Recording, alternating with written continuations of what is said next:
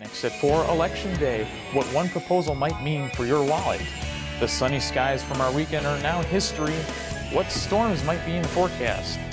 But the rain is not stopping Macomb High girls soccer team from getting a start to their season. The preparation they're putting in. 36 states across the nation are voting for governors, and perhaps nowhere else is the contest more competitive than right here in Illinois. Back here in Springfield, this governor's race has been a hot topic for quite a long time. Back in McDonough County, a lot of seats are available on the board, 10 positions as a matter of fact. Let's continue our Campaign 2014 coverage now from Macomb. That's right, Mario. Several local elections are underway, including those 10 seats available for the McDonough County Board. Next, the action Officer Slager has seen doing on video that's raising questions on the department's handling of the shooting. And still ahead, the major recall of a popular snack, what the FDA is urging to those who have the food in their pantries. At Monday night's City Council meeting, a hot topic to increase water and sewer fees was approved. Now, some Macomb residents felt that the increase should not be by usage, but instead, they feel like it should not be a set amount, but instead by usage. I spoke to Dana Walker, and he expressed his feeling on that increase. Say the YMCA across the street from me, they use 100 times the amount of water than I use, at least, per month. And they're paying $4 a month, my understanding anyway, and I'm paying $4 a month. Now, how can that even be considered when their contribution to the sewer plant and the water they use is 100 times the amount that I use? It's just not right. While some residents are upset about the increase, city officials say this is a must. Both water and sewer rates will increase $2 each. Mayor Mike Inman says the EPA requires the city to charge a flat rate in order to pay back utility loans. Whether it's a small minimum use residential or a large institution or manufacturing complex, the infrastructure to get that water there is still the same, the cost of getting it there. And I think that's what the council at the end of the day took on as their position.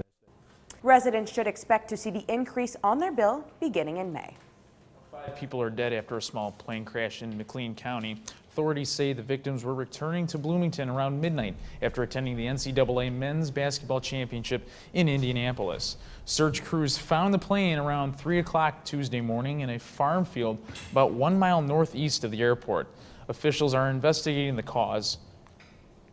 And going on to weather, rain clouds look like they're sticking around for a while. Humidity is increasing and the gusts have been reaching up to 15 miles per hour today. Storm Team 3's Nicholas Stewart joins us with a look at the weather conditions in our first forecast. The guy with the awesome weather shoes, here he is. What's up, Nick?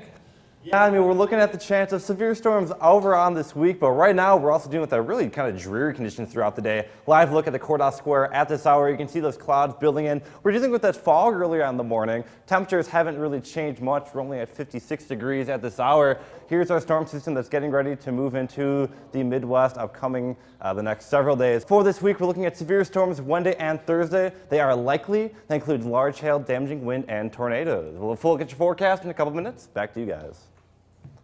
Thank you, Nick. You're definitely going to stay tuned with all the severe weather. And with that, we have a couple tips here from News 3, and especially from the National Weather Service as we look into the upcoming week. Flash flooding might be a problem in our area because of tonight's storms, but something else caused soaked subways in New York City. Take a look at this incredible video. A broken water main in New York's West Village leaked into the 14th Street subway station and flooded some streets. Service was canceled in both directions and the water shut off. Hundreds of people were evacuated from a subway train. Crews are now making repairs.